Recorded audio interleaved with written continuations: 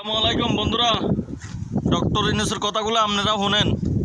মনটা সাইজে কি জানি কই, আমার মনটা সাইজে কি জানি কইলে আপনারা আমারে কইবেন দেখি আমি এমপি মন্ত্রী প্রধানমন্ত্রী করে বলি, এগুলো বলি। তো আমার বলার দরকার কি?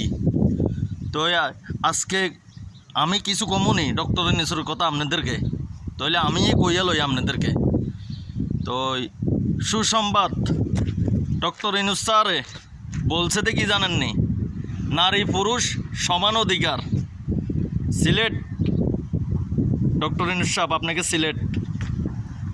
তো আমি এই ভিডিওটা করার উদ্দেশ্য বলতে আমাদের প্রবাসীগুলা এরে সব দিকে প্রবাসীর পাশে দাঁড়াইছেন আমি দেখতেছি বর্তমানে। আর একটা আপনার কাছে অনুরোধ, আমার এই ভিডিওটা যারা যারা দেখতেছেন তারা ভিডিওটা শেয়ার করে দিবেন প্রচুর পরিমাণ। কারণ আমরা যারা প্রবাসে আছি রেমেডি যোদ্ধা, অথচ কেউ গাড়ির তলা অ্যাক্সিডেন্ট হয়ে মারা যায়, কেউ প্রেশার স্ট্রোক করে মারা যায়, কেউ প্রেশার উঠিয়ে মারা যায়, কেউ বিভিন্ন ধরনের আল্লাহ রোগ ব্যারাম দিছে।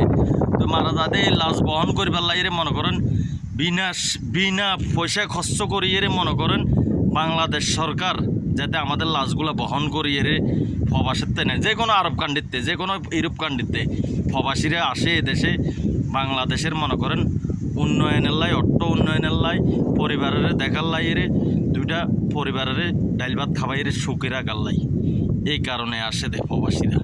তো আমার অনুরোধ ডক্টর ইউনূস স্যার আপনার কাছে, এটাই প্রবাসীদের পাশে দাঁড়াইছেন, আর একটু ভালো করে দাঁড়ান। আপনাকে আমার সিলেট।